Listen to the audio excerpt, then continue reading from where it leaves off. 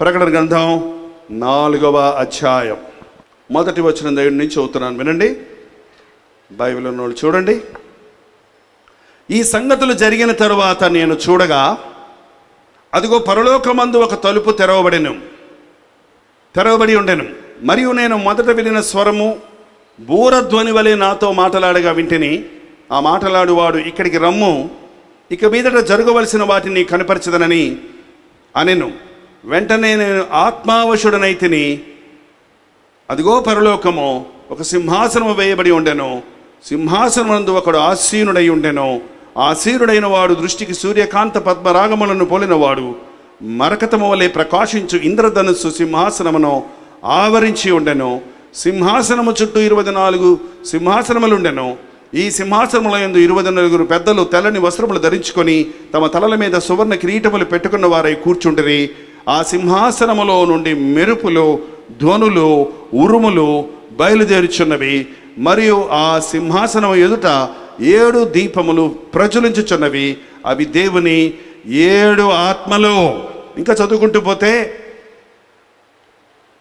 భూలోకం కనపడదు. అక్కడ ఏం కనపడుతుంది? పరలోకం కనపడుతుంది. ఈ లోకంలో మనుషుడు ఈ లోకాన్నే చూసుకుంటూ ఉన్నాడు. ఈ లోకంలో దృశ్యమైనవన్నీ, కనబడేవన్నీ అనిత్యములు, అదృశ్యమైనవి నిత్యములు. ఈ లోకంలో మనకు కనబడుతున్నవన్నీ కూడా ఒకరోజు పాడైపోతాయి, మాయమైపోతాయి, నాశనం అయిపోతాయి. కానీ మన కంటికి కనబడనివి ఉన్నాయి, అవి నిరంతరం ఉండేవి. ఏంటి కంటికి కనబడనివి? పరలోకము, దేవుని సింహాసనము, మన ప్రభువు, వేలాది కోట్లాది దూతలు, పరలోకపు వైభవము. ఈ రోజున మనకి కనబడదు. మనకి అసలు పైకి కన్నులెత్తి చూడడానికే ఈనాడు సిటీస్లో ఉన్న వాళ్ళకి పైకి కన్నులెత్తి చూసే అవకాశమే లేదు. చూసినా కూడా బిల్డింగులు, ఫ్లాట్స్ కనపడతాయి, కానీ ఆకాశం కనపడదు. పల్లెటూర్లకు వెళ్ళి ఆరు బయట మంచం వేసుకొని పడుకుంటే ఆకాశం ఎంత పెద్దదో కనపడద్ది. కనీసం మనం ఈ సందులో నుంచి చూస్తే ఇంతే ఉన్నట్టుంటుంది ఆకాశం. ఏంటండి, ఆ పైనున్న వాటి మీద మనసు పెడతాం లేదు.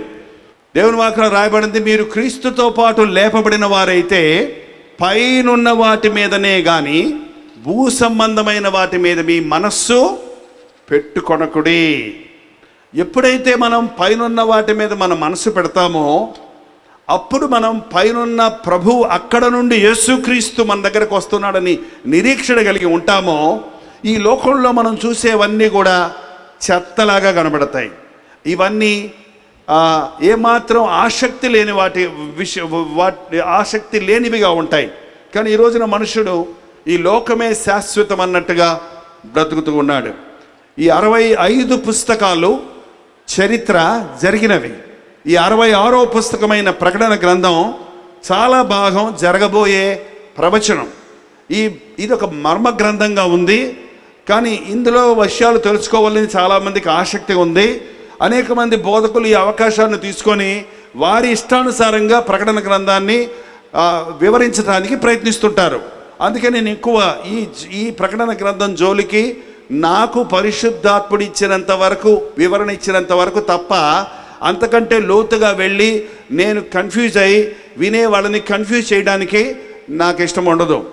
మరి చాలామంది ఈ రోజుల్లో ఒక చిన్న విషయాన్ని ఒక పెద్ద కాంప్లికేటెడ్గా చేసి వివరిస్తే ఒక పెద్ద ప్రసంగం చేశామనుకుంటారు. కానీ మన మంచి బోధకుడైన యేసు ప్రభు చేసింది ఏంటంటే ఒక పెద్ద విషయాన్ని ఒక చిన్న ఉపమానంతో అందరికీ అర్థమయ్యేటట్టు చెప్పేవాడు. అందుకనే ఆయన మంచి బోధకుడయ్యాడు. ఒక పెద్ద విషయాన్ని చిన్న విషయంతో పోల్చి అందరికీ అవగాహన అయ్యేటట్టు, చిన్నపిల్లలకు కూడా అవగాహన అయ్యేటట్టు చెప్పగలిగిన వాడే మంచి బోధకుడు. మన యేసు ప్రభు మాదిరి కలిగిన బోధకుడుగా ఉన్నాడు. ఇక్కడ పరలోకాన్ని గురించి మనం అర్థం చేసుకోవడానికి మనకున్న బుర్ర చాలదండి. పరలోకాన్ని గురించి మనం ఎంత చెప్పుకున్నా, ఎంత ఊహించాలని ప్రయత్నించినా, మనం అక్కడికి వెళ్ళి చూచినప్పుడు, రేపు అక్కడికి చేరినప్పుడు, ఇప్పుడు మనం విన్నదానికి అప్పుడు చూచేదానికి ఎన్నో రెట్లు తేడా ఉంటుంది, ఎన్నో రెట్లు ఎక్కువ ఉంటుంది. ఆ షేబా దేశపు రాణి సొలొమోను దగ్గరకు వచ్చినప్పుడు అక్కడికి వచ్చి ఆశ్చర్యపడింది. ఆ దేవాలయాన్ని చూసి, ఆ సొలొమోను యొక్క వైభవాన్ని చూసి, ఆయనకు దేవుడిచ్చిన జ్ఞానాన్ని, ఆ జ్ఞానాన్ని బట్టి చేసిన కార్యాలను చూసి ఆశ్చర్యపడింది. అబ్బా, నేను విన్నది ఇక్కడ చూచిన దాంట్లో నేను సగమైనా వినలేదే అని చెప్తా ఉంది. ఈ రోజుల్లో చూడండి, మనం ఎంతో చెబుతాం, తీరా అక్కడికి వెళ్ళి చూస్తే ఏమీ ఉండదు. ఈ సబ్బు రాసుకుంటే నున్నగా అయిపోతారు, తెల్లగా అయిపోతారు, డొమాల్ డొమాల్ డొమాల్ డొమాల్ డొమాల్ డొమాల్ అంటారు. కొనుక్కొని నువ్వు ఎంత దోమినా నువ్వు ఉన్నట్టే ఉంటావు, లేకపోతే ఇంకా అతను నల్లగా అవుతావు, ఇంకేదైనా ఇన్ఫెక్షన్ వస్తుంది శరీరంలో, స్కిన్ ఇన్ఫెక్షన్. ఎందుకంటే ఈ లోకంలో ఇది ఆడంబర, ఇది ఏంటి అడ్వర్టైజ్మెంట్స్ ఎక్కువ చెప్తారు, చిన్నదాన్ని పెద్ద చేసి చెప్పటం. ఈ రోజున పాస్టర్లు ఇలాంటి మీటింగులు జరిపే సేవకులు మా మీటింగులకి ఎన్ని వేల మంది వచ్చారంటే అని చెప్పుకుంటారు. 10,000 మంది వచ్చే 1,50,000 1,10,000 మంది వచ్చారు అని చెప్పుకుంటారు. దానివల్ల ఏం ప్రయోజనం లేదండి. ఉన్నది ఉన్నట్టే చెప్పాలి. ఎందుకంటే పరిశుద్ధాత్ముడు బాధపడతాడు. ఆ రివైవల్ అనేది ఆగిపోవడానికి ముఖ్యమైన కారణం ఉన్న విషయాన్ని ఎగ్జాజరేట్ చేసినప్పుడు, అత్యధికంగా చేసి అబద్ధాలు చెప్పినప్పుడు పరిశుద్ధాత్ముడు కించపడతాడు కాబట్టి, దుఃఖపడతాడు కాబట్టి దేవుని ఆత్మకార్యాలు ఆగిపోతాయి. పరలోకాన్ని గురించి నేను ఎంత ఎక్కువ చెప్పినా కూడా అది తక్కువ అవుతుంది. ఎందుకంటే ఇది భూ సంబంధమైన విషయాలు కావు, భూమి మీద జరిగే మీటింగులు కావు, భూమి మీద ఉన్న వస్తువులు కావు. ఇది దేవాది దేవుడు, రాజాది రాజు, ప్రభులకు ప్రభు అయిన మన దేవుడు నేను వెళ్ళి మీకు నివాస స్థలమును సిద్ధపరిచి నేనుండు స్థలములో మీరును ఉండలాగున మరల వచ్చి నేను మిమ్మల్ని తీసుకువెళ్తానని 2,000 సంవత్సరాల నుంచి సిద్ధపరుస్తున్న పరలోకం 2 సంవత్సరాల్లో 2 నెలల్లో బిల్డింగ్ కట్టేస్తున్నారు. అది ఆరొద్దా కనీసం కాంక్రీటు అక్కర్లా, తొందరగా గట్టాయి. భూకంపం వస్తే తొందరగా పడిపోనాయి. భూకంపం అక్కర్లేదు, ఒక చిన్న తుఫాను వస్తే ఊడిపోనాయి. 3వ నెలకే క్రాక్లు ఇచ్చేయి ఎక్కడికక్కడ అని కంగారు పడుతున్నారు ఇది నాన్న. కానీ ప్రభు వేసిన పునాది, ఆయన మన కొరకు సిద్ధపరిచినటువంటి నివాసాలు అద్భుతమైన నివాసాలు. కాబట్టి వాటిని గురించి ఎంత వివరించినా మనకు సరిపోదు. కానీ ఇక్కడ ఇప్పుడు మనందరం తెలుసుకోవాలంటే అక్కడికి పోవాలి. ఎక్కడికి పోదామా అంటే మనుషులు ఇక్కడే ఉంటాం, మనుషులు ఇక్కడే ఉంటాం. మన మనసు ఎక్కడికి వెళ్ళిపోవాలి? ఇంకా చుట్టూ ఉన్న పరిస్థితులన్నీ వదిలేయాలి. ఏంటంటే నేను ఆత్మావశుడనైతిని ఏమంటాడు చూడండి. యోహాను తీసుకుని వెళ్ళి ప్రత్యక్షంగా చూపించాడు దేవుడు. ఎవరండి యోహాను? యోహాను ఎవరండి? ప్రభువు రాకడ అతి సమీపంగా ఉన్న దినాలలో మనం మత్తులుగా కాక, తిండి వలన మత్తులుగా కాక, మెలకువగా ఉండి ప్రార్థన చేయాలి. దేవుని ఉగ్రత దినం అకస్మాత్తుగా మన మీదకు రాకుండా. ఆ రోజు యేసుప్రభు గెత్సేమని తోటలో తన పేతురు యోహాను యాకోబులకు చెప్పారు, మీరు శోధనలో ప్రవేశించకుండా మెలకువగా ఉండి ప్రార్థన చేయండి. అంటే వాళ్ళు ఏం చేశారు? కునికి ప్రార్థన చేశారు. ఆ పని ఏసయ్యా ఏసయ్యా అన్నారు. ఆ పని అది కూడా లేదు. ఏంటంటే కునికి నిద్రించారు. కాబట్టి శోధన వచ్చినప్పుడు ఏం చేశారు? పారిపోయారు. పుట్టుకొకడు చెట్టుకొకడు అయ్యాడు. ఏమంటే మళ్ళీ ప్రభు పునరుద్ధానుడయ్యే వరకు గల్లంతో అయిపోయారు. ఈ శ్రమ దినాలు మన ముందు ఉన్నాయి. వాటిని తట్టుకోవాలంటే, ఈ లోకంలో ప్రభు వచ్చినప్పుడు మన మనసాక్షిని కాపాడుకోవాలంటే ఉపవాస ప్రార్థన ఎంతో అవసరం. ఉపవాస ప్రార్థనలో ఉన్నప్పుడు, ప్రార్థనా జీవితాన్ని కలిగి ఉన్నప్పుడు ఆత్మావిషయం అవుతుంటాం. దేవుడు తన ఆత్మీయ విషయాలను మనకు బాగా బయలుపరుస్తాడు. ప్రకటన గ్రంథం 4వ అధ్యాయం 2వ వచనంలో, వెంటనే నేను ఆత్మావశుడనైతిని, అదిగో పరలోకము సింహాసనము వేయబడి ఉండను. వెళ్ళిపోయామా? ఇక్కడ ఉన్నామా? ఎడిగిళ్ళా? అదిగో పరలోకము దగదగదగలాడుతుంది. ఆ పరలోకములో ఆకాశం మీదలో ఆ సింహాసనం కనపడింది. అక్కడ ఆ సింహాసనం మీద ఒక వ్యక్తి ఉన్నాడు. ఆ సింహాసనం మీద ఉన్న వ్యక్తి కనపడటం లేదు. ఎందుకంటే సూర్యకాంత పద్మరాగములు బోలినవాడిగా ఉన్నాడు. సూర్యకాంతము పద్మరాగము అంటే వజ్రాలు, వైడూర్యాలు దగదగలాడే ఆ నవరత్నాల యొక్క వెలుగు కిరణాలలో మరకతము వల్లే ప్రకాశించు ఇంద్రధనుస్సు సింహాసనం చుట్టూ, అంటే ఈ లైట్స్ తోటి చుట్టూ చాలా దీప్యమాన వెలుగు కిరణాలు ఉన్నాయి. ఆ వెలుగు ఎక్కువ ఉన్న మూలన సింహాసనం మీద ఉన్నాడు కనపడటం లేదు. నేను ఆ లైట్ చూడాలంటే ఆ లైట్ని చూస్తున్నప్పుడు ఆ వెలుగు కిరణాల్లో నాకేం కనపడటం లేదు. అక్కడ ఉన్నటువంటి కోటి సూర్యుల వెలుగు కలిగిన ప్రభు అక్కడ సింహాసనాసీనుడై ఉన్నాడు. పరలోకము వెలుగుతో నింపబడింది. పరలోకములో సింహాసనాసీనుడైన ప్రభు ఉన్నాడు. అక్కడ దేవదూతలు ఉన్నాయి, అక్కడ 24 మంది పెద్దలు ఉన్నారు. ఇదలా వివరించుకుంటూ పోతే అక్కడ అద్భుతమైన ఒక దృశ్యాన్ని మనం చూస్తూ ఉన్నాం. అక్కడ రాత్రింబగళ్ళు ప్రభువా మా దేవా నీవు సమస్తము సృష్టించితివి, నీ చిత్తమును బట్టి అవి ఉండెను అని వారందరూ సింహాసనమునందు ఆసీనుడై యుండు యుగ యుగములు జీవించుచున్న వానికి మహిమయు ఘనతయు కృతజ్ఞతాస్తుతులు కలుగునుగాక అని కీర్తిస్తూ ఉన్నారు. పరలోకం వెళ్ళిన తర్వాత ప్రసంగాలు అక్కర్లేదండి, ఉపవాస ప్రార్థనలు అక్కర్లేదు. అక్కడ ఒకటే ప్రభువును స్తుతిస్తూ ప్రతి గానాలతో పరిశుద్ధుడు పరిశుద్ధుడు పరిశుద్ధుడు యుగ యుగములు ఉన్నవాడు సర్వశక్తి సంపన్నుడైన ప్రభువు సన్నిధిలో ప్రతి గానములతో ఆయనను ఆరాధించటమే. ఆ పరలోకానికి మనం వెళ్ళాలి. అక్కడ యుగ యుగములు తరతరములు మన జీవితములో ఇక మరణం అనేది లేకుండా ఆయన సన్నిధిలో ఆనందించాలి అన్నది దేవుని ఉన్నతమైన కోరికగా ఉన్నది. మానవుణ్ణి దేవుడు అందుకే సృష్టించాడు, ఆయనతో మనం సహవాసం చేయాలని, ఆయనతో కలిసి జీవించాలని దేవుడు ఆనాటి ఆదాము హవ్వలను సృష్టించాడు. ఆజ్ఞాతిక్రమం అనే పాపం వలన దేవునికి మనకి ఉన్న సంబంధం తెగిపోయింది. యేసుక్రీస్తు శిలువ యాగం ద్వారా దేవునితో మనం సమాధానపరచబడ్డాం. కాబట్టి యేసుక్రీస్తునందున్న వారికి ఏ శిక్షా విధి లేదు. నేనే మార్గమును జీవమును సత్యమునే ఉన్నాను, నా ద్వారా తప్ప ఎవరును తండ్రి వద్దకు చేరలేడు అని ప్రభు చెప్పాడు కనుక ఆయన నామంలో ప్రతి మోకాలు వంగాలి, ఆయనే ప్రభు అని ప్రతి నాలుక ఒప్పుకోవాలి అని దేవుని వాక్యం సెలవిస్తుంది. ఎవరైతే ఆయన్ని హృదయంలోనికి స్వీకరిస్తారో, ఎవరైతే ఆయన ప్రభు అని నోటితో ఒప్పుకుంటారో, ఎవరైతే ఆయన ప్రభు అని మోకరించి ఆయన్ని ఆరాధిస్తారో వారు మాత్రమే ఆ మహిమకరమైన పరలోక రాజ్యానికి చేరగలుగుతారు. యేసుక్రీస్తు శిలువ యాగం ద్వారా దేవునితో మనం సమాధానపరచబడ్డాం. కాబట్టి యేసుక్రీస్తునందున్న వారికి ఏ శిక్షా విధి లేదు.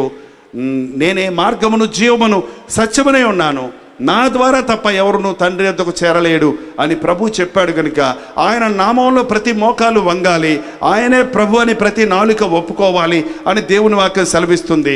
ఎవరైతే ఆయన్ని హృదయంలోనికి స్వీకరిస్తారో, ఎవరైతే ఆయన ప్రభు అని నోటితో ఒప్పుకుంటారో, ఎవరైతే ఆయన ప్రభు అని మోకరించి ఆయన్ని ఆరాధిస్తారో వారు మాత్రమే ఆ మహిమకరమైన పరలోక రాజ్యానికి చేరగలుగుతారు.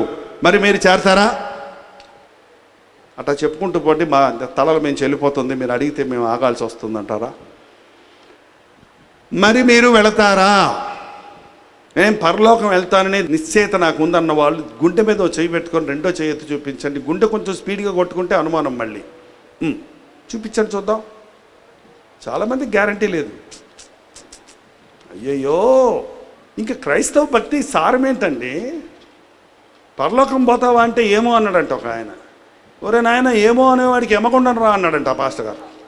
ఏమో అనేవాడికి ఏంటంట, ఏమో అనకూడదు. అన్నం తిన్నావా? ఏమోనా? అన్నం తిన్నావా? తింటే తిన్నానని చెబుతావు, లేకపోతే ఏమో అంటావా? ఇప్పుడు రక్షించబడ్డావా అంటే ఏమో, పాపాలు క్షమించబడ్డాయా ఏమో. ఇవాళ ఎలా కుదరదు, అటో ఇటో తెలుసుకోండి. మీ పాపములు క్షమించబడ్డాయా? ధైర్యంగా చెప్పగలిగారు. ఎలా తెలుస్తుందండి అంటారు. ఏంటండి ఎలా తెలుస్తుంది? ఒక పాస్టర్ గారు ఇలాగ రోడ్డు మీద ప్రసంగం చేస్తున్నారంట. ప్రయాసపడి భారం మోయిచున్న వారలా నా యొద్దకు రండి, మీ పాప భారము నుంచి విడిపిస్తానని ప్రభు చెప్తున్నాడు. యేసు ప్రభు దగ్గరకు రండి, మీ పాపాలు భారమైన మీ పాపాలన్నీ విడిచిపెట్టండి, పాపం భారం అని ప్రసంగం చేస్తుంటే ఒక అబ్బాయి పరిగెత్తుకుంటూ వచ్చాడంట ముందుకి. ఏంటయ్యా ఇందాక నుంచే పాస్టరా, పాపం అంటావు, భారం అంటావు, పాపం అంటావు. నేను చెయ్యని పాపం లేదు, చెయ్యని తప్పు లేదు, నేను అన్నీ చేస్తున్నాను, తాగుతాను, తిరుగుతాను, నా ఇష్టం వచ్చి ఉంటాను, నాకే భారం లేదు, నేను హాయిగా ఉన్నాను, జాలీగా ఉన్నాను. ఏంటి భారం అంటావు? ఎంత భారం? కేజీయా, 2 కేజీలా, 10 కేజీలా భారం చెప్పు అన్నాడంట. పాస్టర్ గారు తాయితీగా, నాయన ఓ చచ్చిపోయినోడి గుండెల మీద ఓ 10 కేజీలు పెట్టి, అబ్బాయి ఎంత భారం ఉంది అని చెప్తే ఏమంటాడు? లేదు 100 కేజీలు పెట్టి ఏమైందయ్యా అని అడిగితే ఏమంటాడు? ఏంటంటే పిచ్చా మీకు ఏమన్నా, చచ్చిపోయినోడికి భారం అంటే తెలుస్తుంది అన్నాడంట. మరి అదే బాబు, మరి అదే అపరాధముల చేతను దోషముల చేతను చచ్చిన స్థితిలో నీవు ఉన్నావు కాబట్టి నీవెంత పాపం చేస్తున్నా నీకు ఆ భారం నీకు తెలియటం లేదు. సరే, ఆ చచ్చిపోయినోడికి 100 కేజీలు గుండెల మీద పెట్టినప్పుడు ప్రాణం వచ్చిందనుకోని ఆయన ఏమంటాడు? చచ్చిపోయినోడు గుండెల మీద బేరబెట్టి సడన్గా వాడికి జీవం వచ్చిందండి, లేచి మెలకు వచ్చింది. అప్పుడు ఏమంటాడు? ఏమంటా రే ఎవడరా గుండె మీద ఇంత బాగా పెట్టాడు, అబ్బా చచ్చిపోతాడు తీయడరా అంటాడు. ఏమంటాడండి? అమ్మో బయలుపత్రం నేను అంటాడు. అప్పుడు ఏమంటాడు? అప్పుడు తెలుస్తుంది వాడికి ఆ భారం. ఒక పాపి పశ్చాత్తాపడుతున్నప్పుడు పాప భారం తెలుస్తుందండి. మెడ్రాసులో నేను చాలా సంవత్సరాల నుంచి సేవ చేస్తున్నాను. చిన్న సేవ. ఆ వీధుల్లో, సందుల్లో, గొంతుల్లో, ఆ రోడ్ల మీద ఉజ్జీవం చూసామండి. ఒక్కొక్క చోట దేవుని ఆత్మ క్రియ చేసినప్పుడు ఆ కింద పడి దొర్లుతూ పాపాలు ఒప్పుకునేవాడు. ఒకసారి ఒక స్త్రీ దేవుని ఆత్మ భలే పనిచేసింది. వైకుంఠపు రంగమాకం అనే రంగమాకంలో ఒక రోడ్డు మీద జరిగిన కూటమి అది. ఆ కూటమి దేవుని పరిశుద్ధాత్మని ఎంతగా కుమ్మరించాడంటే ప్రతి వారు వాడి పాపాలను ఒప్పుకొని పశ్చాత్తాపడుతున్నారు. 10 గంటలకు మీటింగ్ అయిపోతే 11:30 అయినా ఎవరు లేచి వెళ్ళటం లేదు, ఏడుస్తూనే ఉన్నారు, ప్రార్థన చేసుకుంటూనే ఉన్నారు. ఆ గట్టిగా ఏడుస్తున్నారు. ఒక ఆమె అయితే కోడి పెట్ట కొట్టుకుంటున్నట్టు, కోడి పెట్టని డిస్మిల్లా చేసేవారు కదా పూర్వం, ఇలా మెడ నరికేసి ఇట్లా పడేస్తే టపటపటపా కొట్టుకుంటుంది. అది కొట్టుకొని చూసారు. అట్లా కొట్టుకుంటా ఉంది ఆమె. అయ్యో నేను వ్యభిచారిని, అయ్యో నేను నా భర్తకు మోసం చేశాను, అయ్యో సరేలే ఊరుకోమ్మా పర్వాలేదు, ఆ భర్త అక్కడే ఉన్నాడు, ఈ కుటుంబం ఎక్కడ ఇడిపోద్దో, ఏం గొడవద్దో అని చెప్పి ఊరుకో అని అందరూ ఊరుకోబెడుతుంటే, ఇంకా ఊరుకోబెట్టారేంటి, ఇంత దోషిని, ఇంత పాపిని అని తన పాపం కోసం తట్టుకోలేని వేదన పడతా ఉంది. అది చూసి భర్త కోప్పడతాడేమో అంటే, నేను అంతకంటే ద్రోహిని, నా భార్యను మోసం చేశాను, నేను ఎంతకంటే పాపం చేశాను అతను కొట్టుకొని ఏడుస్తూ ఉన్నాడు. ఆ రోజు వాళ్ళిద్దరూ 11:30 దాకా, వాళ్ళే కదా ఇంకా చాలామంది కింద పడి ఏడ్చి పశ్చాత్తాపడ్డారు. ఆ జీవితాల్లో వారిద్దరు సమాధాన పడ్డారు. ఆ కుటుంబం ఈ రోజుకి చక్కగా ఉందండి, బిడ్డలతో సమాధానంతో ఉన్నారు. ఒక పాపి పశ్చాత్తాపం అంటే అది. ఒక యేసయ్య ఐఎమ్ రాంగ్, పాపిని చేశాను ప్రభువా క్షమించు ఆమె అంటాం కాదండి. ఎంతో స్టైల్గా ఏంటంటే ఓ మీటింగ్లో పాపాలు ఒప్పుకోండి అన్నాడంటే, ప్రభా నేను పాపినైనా ప్రభా పాపినైనా అంటుంటే భాష గారు అన్నారు, ఏంటమ్మా ఏం పాపం చేసావు ఒప్పుకొని చేయి, అదేంటి అది రాగాలు తీస్తావు ఏంటంటే, చాలే ఊరుకోండి నేనేం పాపం చేశాను అన్య పడిన దాన్ని అందంట. ఏంటండి ఊతపదంగా పాపం అంటాం కాదు. ఆజ్ఞాతిక్రమమే పాపం, సకల దుర్నీతి పాపం. కొన్ని పాపాలు వ్యభిచారం, దొంగతనం, త్రాగుడు బహిరంగంగా కనపడతాయి. కొన్ని ఈర్ష్య, ద్వేషం, అసూయ అంతరంగంలో ఉంటాయి. అది ఏదైనప్పటికీ సరే మన పాపము కొరకు మనం పశ్చాత్తాపడ్డప్పుడు నూతన హృదయాన్ని మనం సంపాదించుకుంటాం. మన పాపములు మనం ఒప్పుకొని నేడేలా ఆయన నమ్మదగిన వాడు నీతిమంతుడు కనుక మన సకల దుర్నీతి నుండి ఆయన మనల్ని పవిత్రులుగా చేస్తారు. దయచేసి ఈ రాత్రి మీ జీవితంలో పెద్ద పాపాలు ఉన్నాయో చిన్న పాపాలు ఉన్నాయో, పాపమే, పెద్ద పాపమైనా పాపమే, చిన్న పాపమైనా మాట్లాడటం లేదు, పాపమే. అన్నయ్య నువ్వు వెళ్ళిపోయిన తర్వాత ఆ పక్కింటి ఆయన వచ్చి తాగేసి ఇదంతా బూతులు తిడుతున్నాడు అన్నయ్య, అక్కడ కొంచెం నువ్వు చెప్పన్నయ్యా అని ఒక ఆయన చెప్పడానికి వచ్చాడు నా దగ్గరికి. చెప్తుంటే ఆ నోట్లోంచి సారాయి వాసన వస్తుంది. మరి నీ సంగతి ఏంటయ్యా? అదే అదే లేదన్నా, నేను కొంచెం తాగి గమ్మును పడుకుంటానన్నా, అసలు బయటికే రాడన్నా, నీకు చెప్పి పోదామని వచ్చాను కానీ నీ ఎవ్వరి జోలికి పోనన్నా, తాగితే నేను తాగితే అలా పడుకుంటాను. వాడు అట్ట కాదన్నా, తాగి రోడ్డు మీద కేకలేస్తున్నాడు, బూతులు తిడుతున్నాడు. ఓరు నాయన అంటే ఏంటని, నేను చిన్న తాగిపోతుని, ఆయన పెద్ద తాగిపో. దేవుని దృష్టిలో ఎవరు పెద్ద పాపి చిన్న పాపి? పెద్ద పాపి చిన్న పాపి కాదు, పాపే. తాగుపోతే దొంగే. 5 రూపాయలు దొంగతనం చేసినా దొంగతనమే, 5 లక్షలు దొంగతనం చేసినా దొంగతనమే. నీ పాపము కొరకు నీవు పశ్చాత్తాపడ్డప్పుడు, నీకు దేవుడు ఒప్పుకున్నప్పుడు ప్రభు నిన్ను క్షమిస్తాడు. ఒకసారి ఆలోచించేయండి, కొంచెం ప్రాక్టికల్గా ఆలోచిద్దాం. నీ భవిష్యత్తు ఏంటో నీకు తెలుసా? అదిగో ప్రశ్నిస్తే చెప్పరు. తెలియదని చెప్తే ఏం పోయింది, తెలుసని చెప్తే ఏం పోయింది, ఏదో ఒకటి చెప్పండి. తెలుసా? తెలియకే కదండి జ్యోతిష్కుల దగ్గరికి వెళ్తారా? బట్టలు కొనుక్కోవడానికి ఇల్లు ఇటు వచ్చి చెయ్యి చాపుతారు. అక్కడ క్రైస్తవులు కూడా ఉంటారు, అందులో చెయ్యి చాపిన వాళ్ళు ఉన్నారా? ఉండరు. సోదెగాండ్ర చేత అపవిత్రత మీరు కలుగు చేసుకోకూడదు. జ్యోతిష్కుల దగ్గరికి, మంత్రగాళ్ళ దగ్గరికి వెళ్ళకూడదు. ఎంతమంది యేసు ప్రభువుని నమ్మారన్నవారు ఏవల్ కర్ణపిశాచి గల దాన్ని వెళ్ళగొట్టేసిన సౌలు దేవుని సన్నిధిని పోగొట్టుకున్నప్పుడు దేవుని చిత్తం తెలియక ఆ కర్ణపిశాచి దానికి వెళ్తున్నాడంట, రప్పించమని అడుగుతున్నాడండి. ఎంత భయంకరం అండి. నీ భవిష్యత్తు ఎవరి చేతిలో ఉంది? నా కాలగతులు దేవుని చేతిలో ఉన్నాయి అన్నాడు భక్తుడు. ఎవరి చేతిలో ఉన్నాయి? నా భవిష్యత్తు గురించి నాకు బాధ లేదు, ఎందుకంటే నా భవిష్యత్తు ఎవరి చేతుల్లో ఉంది? ఆయనకు సమ్మతి లేకుండా నా కాలికి రాయి కూడా తగలదంట. ఏంటంటే ఆయన మనల్ని ఎలా కాపాడుతున్నాడు? కంటి పాపను కాపాడినట్టు నీ ఏలుతో నీ కన్ను పొడుచుకో, చూద్దాం. పొడుచుకో, ముట్టుకో, కన్ను గుడ్డను ముట్టుకోట. వెంటనే కళ్ళు మూసుకుంటాయి, కళ్ళు రెప్పలు మూసుకుంటాయి. ఏంటంటే నీ కంటి పాపను దేవుడు అలా కాపాడుతాడు, ఏ హాని నీకు రాకుండా కాపాడుతాడు. కానీ ఈ రోజున చాలామంది విశ్వాసులు అనబడేవారికి, క్రైస్తవులు అనేబడేవారికి భయం, భవిష్యత్తుని గురించిన భయం, మరణ భయం, లోక సంబంధమైన భయాలు. ఏం భయాలు? శత్రు భయం, యుద్ధ భయం, భూకంప భయం, యాక్సిడెంట్లు అవుతాయని భయం. ఏంటండి లిఫ్ట్ ఎక్కితే ఏమవుతానని భయం, ఫ్లైట్ ఎక్కితే చస్తానేమోనని భయం, ట్రైన్ ఎక్కితే ఏమవుద్దోనని భయం. ఒక గజెటెడ్ ఆఫీసర్ గారికి ఎప్పుడు ఫస్ట్ క్లాస్ టికెట్ ఫ్రీగా వస్తుందంట ఆయనకి. కానీ ఎప్పుడు ఫస్ట్ క్లాస్లో ఎక్కడంట. ఎందుకంటే ట్రైన్కి ముందు కానీ లాస్ట్ కానీ ఉంటుందంట కోచ్. ఎందుకంటే యాక్సిడెంట్ అయితే ముందు చేస్తారు, వెనకైతే వెనక చేస్తారు. కాబట్టి అమ్మో నాకు వద్దని మధ్యలో మామూలు కంపార్ట్మెంట్ ఎక్కుతాడంట ఆయన.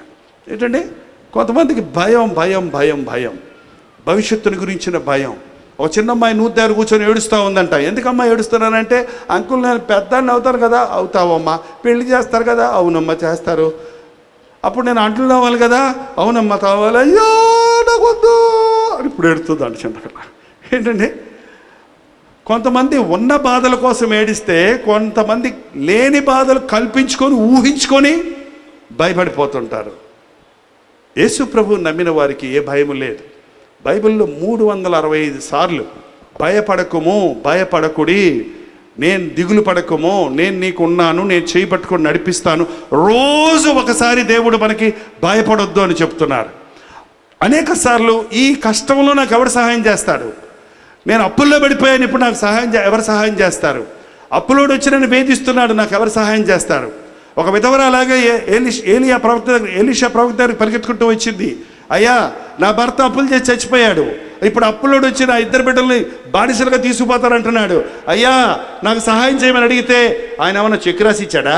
ఆయన దగ్గర ఏమన్నా డబ్బులు ఉన్నాయి అసలు? ముందు ఆయన ఏమన్నాడు, నీ దగ్గరే ఉందమ్మా అంటే, నా దగ్గరే ఉంది అన్నీ ఆయనే ఎప్పుడో అమ్మేశాడు, ఇంట్లో ఉన్నాయన్నీ అమ్మేశాడు, మట్టి కుండలో కొద్దిగా నూనె తప్ప మా ఇంటిలో ఏమీ లేదు.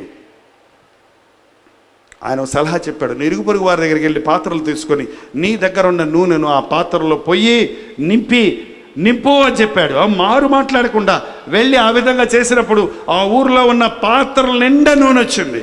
అయ్యా నువ్వు చెప్పినట్టు చేశాను, నూనె నిండింది, ఏం చేయమంటావంటే, వాటిని అమ్మి నీ అప్పు తీర్చుకో, మిగిలిన వాటితో నీ జీవితం అంతా కొనసాగించు. అదే దేవుడా ఈరోజు మనకున్నాడు. అదే అద్భుతాలు మన జీవితంలో చేస్తాడా? ఆ విధవరాలు కొంచెం పిండి ఉంది, కట్టెలేరుకుంటుంది, పెళ్ళోడికి పెట్టి ఇంకంతే. ఆ కరువు కాలంలో ఇక ఏ దిక్కు లేదు, చచ్చిపోదామనుకొని అప్పుడు ఏలియా అక్కడికి వెళ్ళాడు. అమ్మా నా దగ్గర కొంచెమే పిండి ఉందయ్యా, వాటిని నేను ఈ పిల్లోడికి పెట్టి చచ్చిపోదాం అనుకుంటున్నాను అంటే, ఆయన ఏమన్నాడు, మొదట ఒక చిన్న రొట్టె చేసి నాకు ఇయ్యి, ఆ తర్వాత నీవు నీ పిల్లలు భుజించమన్నాడు. ఏం చేసిందండి ఆమె? ఆ రీతిగా చేసినప్పుడు కరువు కాలం అంతా తొట్టులో పిండి అయిపోలేదు, బుడ్డలో నూనె అయిపోలేదు. విశ్వాసము నీకుంటే నీ కొంచెం రాబడిని దేవుడు ఆశీర్వదిస్తాడు. నీ బియ్యం డబ్బాలోని బియ్యం అవ్వకుండా దేవుడు ఊరేటట్టు చేస్తాడు. నీ పరసలో ఉన్న కొన్ని డబ్బులు ఖాళీ అవ్వకుండా వాటిని అభివృద్ధి పరుస్తాడు. నమ్మండి, ప్రభువునందు విశ్వాసం ఉంచిన వారు దేవుని అద్భుత కార్యాలు వారి జీవితాల్లో అనుదినము అనుభవిస్తారు. నీకు భయం వేసినప్పుడు, నీకు దిగులేసినప్పుడు, నీకు సమస్య వచ్చినప్పుడు మనుషుల దగ్గరకు వెళ్ళి సలహాలు అడగండి. మనుషులను సంప్రదించడం వల్ల నీకు ఏ విధమైన ఉపకారం దొరకదు సరిగదా, నీకు అపకారం కలుగుతుంది, నీకు నష్టం కలుగుతుంది. నువ్వు మోకాళ్ళ మీద పడి, ప్రభువా ఈ స్థితిలో నేను ఏం చేయాలి, నాకెవ్వరూ లేరే. చాలామంది చెప్తుంటారు నా దగ్గరకు వచ్చి. మొన్న తణుకులో మీటింగ్ అయినప్పుడు ఒక యవనస్తురాలు, అప్పుడే పెళ్ళైన ఆమె వచ్చి, అయ్యా నాకు ఒక 6 months ముందో 8 months ముందో పెళ్ళయింది, నాకు ఇప్పుడే పెళ్ళయింది, వివాహం అయింది, నేను గర్భవతినయ్యాను, నా గర్భంలో ఉన్న బిడ్డను టెస్ట్ కోసం డాక్టర్ దగ్గరికి వెళ్తే నాకు బిడ్డకు ఎయిడ్స్ ఎఫెక్ట్ అయిందని చెప్పారు, నా భర్త నన్ను వదిలిపెట్టి వెళ్ళిపోయాడు, నా తల్లిదండ్రులు నన్ను తరిమేశారు, నా అత్తమామలు తరిమేశారు, నా బతుకు నన్ను అందరూ అవమానిస్తున్నారు, నాకేం అర్థం కావట్లేదు, నాకు ఎందుకు వచ్చిందో, నాకు ఎటువంటి పరిస్థితి ఏంటో నాకు తెలియదు, నేను చచ్చిపోదాం అనుకుంటున్నానండి, ఈ పరిస్థితుల్లో నాకు ఎవరూ దిక్కులేరు, నన్ను ఎవరు అర్థం చేసుకోవడం లేదు, నాకు ఎవరు సహాయం చేయటం లేదు అని కన్నీరు మున్నీరుగా ఏడుస్తూ ఉంటాడు. ఎక్కడి నుంచి వచ్చి ఉంటుంది? ఆ భర్తదారు వచ్చి ఉంటుంది. మళ్ళీ పైగా ఏమైనా నిందించి ఆయన తప్పుకున్నాడు. ఆ సమయంలో ఎవ్వరూ ఆదరించరు. దమ్మ చచ్చిపోదాం అనుకుంటున్నానయ్యా, చావద్దమ్మా, చావద్దు. యేసు ప్రభువు నిన్ను అర్థం చేసుకుంటాడు, నీ కన్నీరు తుడుస్తాడు, నిన్ను స్వస్థపరచగలడు, నీకు చక్కటి బిడ్డనివ్వగలడు, నిన్ను ఒక సాక్షిగా నిలబెట్టగలడు అని ఆమెను ఆదరించవలసిన పరిస్థితి ఏర్పడింది. ఈ రోజున ఎంతోమంది చెప్పుకోలేని బాధలు, ఎవరికి చెప్పలేని వేదనలతో కుమిలిపోతున్నారు. మనుషులకు చెప్పినప్పటికీ విడుదల దొరకని పరిస్థితుల్లో విసిగిపోతున్నారు. మందులతో, తాయెత్తులతో, రకరకాల వైద్యులతో తమ బాధలు, రోగాలు పోగొట్టుకోవాలని ఈ మత్తు పదార్థాలు సేవిస్తూ తమ మనసాక్షిని అణుచుకోవాలని ప్రయత్నిస్తున్నారు. చూడండి, చాలామంది ఈ రోజున ఎందుకు బ్రదర్ తాగుతావు అని అడగండి ఎవరిని. నేను అడిగానండి చాలామందిని, ఎందుకే అలా తాగుతున్నామంటే ఏం చేయమంటారండి అన్నాడు. ఏం చేయమంటారేంటి, ఎందుకు తాగుతున్నాం మరి ఏం చేయమంటారండి అంటున్నాడు. ఏంటి ఏం చేయమంటావు? నాకు అన్నీ మనసు నెమ్మది లేదండి, ఇంటికి వెళ్తే సమాధానం లేదండి, ఆఫీసులోకి వెళ్తే గొడవలండి, నిద్ర పడతం లేదండి, బతుకు మీద విరక్తి పడుతుందండి, ఆ తాగితే నాకు హాయిగా ఉంటుందండి, ఇంకా నన్ను ఏం చేయమంటారు, అందుకే తాగుతున్నాను అన్నాడు. నాకు తెలుసు ఇది తాగకూడదని, నాకు ఇష్టం లేదు ఇలా పాడైపోవటం, కానీ నాకు వేరే గతి లేదు, దీనికి నేను ఇప్పుడు అలవాటు పడిపోయాను, దీన్ని ఇప్పుడు మానాలన్నా నేను మానలేని పరిస్థితుల్లో ఉన్నాను అని ఏడుస్తూ ఉన్నారు. చాలామంది తాగుబోతులు ఈ కాంపౌండ్ ఎవరైనా ఉన్నారా? ఏమో ఈ రాత్రి నీ తాగుడు విడిచిపెడతానికి దేవుడు ఒక మార్గం చూపిస్తున్నాడు. ఈ రాత్రి నీ జీవితాన్ని మార్చాలని ఆశిస్తున్నాడు. అందరూ లేచి నిలబడి ప్రభువుకు సమర్పించుకుంటూ మన హృదయాలను అప్పగించుకుందాం. ఏ ఒక్కడు నశించడం నాకు ఇష్టం లేదన్న ప్రభువు మనందరి సమస్యలు తీర్చడానికి, మనలందరినీ ఆ సింహాసనాసీనుడైన ప్రభువు కూర్చుండే పరలోక రాజ్య వారసులుగా చేయడానికి ప్రభు సిద్ధంగా ఉన్నాడు. ఏడవకు, నీ కన్నీరు తుడిచే యేసు ప్రభు ఉన్నాడు, నీ చిక్కులు, నీ సమస్యలు పరిష్కరించే యేసు ప్రభు ఉన్నాడు, నీ గర్భాన్ని తెరిచే ప్రభు ఉన్నాడు, నీ భార్యాభర్తల మధ్య ఉన్న సమస్యలను పరిష్కరించే దేవుడు ఉన్నాడు, నీ చిక్కుల నుండి, నీ చింత నుండి నిన్ను విడిపించే యేసు ప్రభు ఉన్నాడు. ప్రార్థన. పరిశుద్ధుడా, ప్రేమ కలిగిన తండ్రి, చేతులెత్తి నీ సహాయం కోరిన వారి చేతులను నీ గాయపడిన హస్తమును చాపి పట్టుకో తండ్రి. నీ చేయి పట్టుకొని నేను నిన్ను నడిపించదను అన్న మాట మా పట్ల నెరవేర్చు నాయన. ఈ పాడు లోకంలో, ఈ చీకటి లోకంలో, ఈ గందరగోళ లోకంలో, ఈ పాపలోకంలో నీ సాక్షిగా మేము బ్రతకలేకపోతున్నామయ్యా. ఈ లోక ఆకర్షణలకు లొంగిపోతున్నామయ్యా, ఈ లోక శోధనల్లో పడిపోతున్నామయ్యా, ఎన్నోసార్లు మేము జారిపోతున్నాము నాయన, నీకు దూరమైపోతున్నామయ్యా. ఈ రాత్రి మమ్మల్ని కరుణించు తండ్రి, మమ్మల్ని కనికరించు నాయన, మమ్మల్ని చేయి పట్టుకొని నడిపించు ప్రభువా. ఇదిగో నాయన నా జీవితం నీకు అప్పగిస్తున్నాను, ఇదిగో నాయన నా బ్రతుకు నీదే నాయన, నువ్వు నన్ను కొనుక్కున్నావే, విలువ పెట్టి రక్తమిచ్చి నన్ను కొన్నావే అయ్యా, నీ కోసమే నేను బ్రతుకుతానయ్యా. ఈ లోకాన్ని ఆశ్రయించి మోసపోయాను, ఈ లోకాన్ని నమ్మి నష్టపోయాను, ఈ లోక భోగాలను ఆశించి నా జీవితాన్ని మరింత కీడుకు నాశనానికి నడిపించుకున్నాను. ఈ రోజున నా మనోనేత్రాలు తెరిచినందుకు వందనములయ్యా. నీవు తప్ప నాకెవ్వరు అక్కర్లేదు నాయన. ఈ లోకంలో నీ ఉండగా నాకు ఇంకెవ్వరూ అక్కర్లేదన్న దావీదు వలె ఈ రాత్రి నాయన నా యేసయ్య నాకున్నాడు, నేను ఏడవను. నా యేసయ్య నాకున్నాడు, నన్ను విడిపిస్తాడు. నా యేసయ్య నాకున్నాడు, నన్ను క్షమిస్తాడు. నా యేసయ్య నాకున్నాడు, నా సమస్యల నుంచి నన్ను విడిపిస్తాడు అన్న విశ్వాసంతో ఇక్కడి నుంచి వెళ్ళడానికి సహాయం ఇచ్చేయి నాయన. విత్తాము నాయన నీ వాక్యము ఫలించినట్లుగా పరిశుద్ధాత్మ కార్యాన్ని కొనసాగించమని, మా కన్నీటిని తుడిచి మా జీవితాలను సమాధాన సంతోషాలతో నింపమని యేసు క్రీస్తు నామములో అడుగుచున్నాము తండ్రి, ఆమేన్.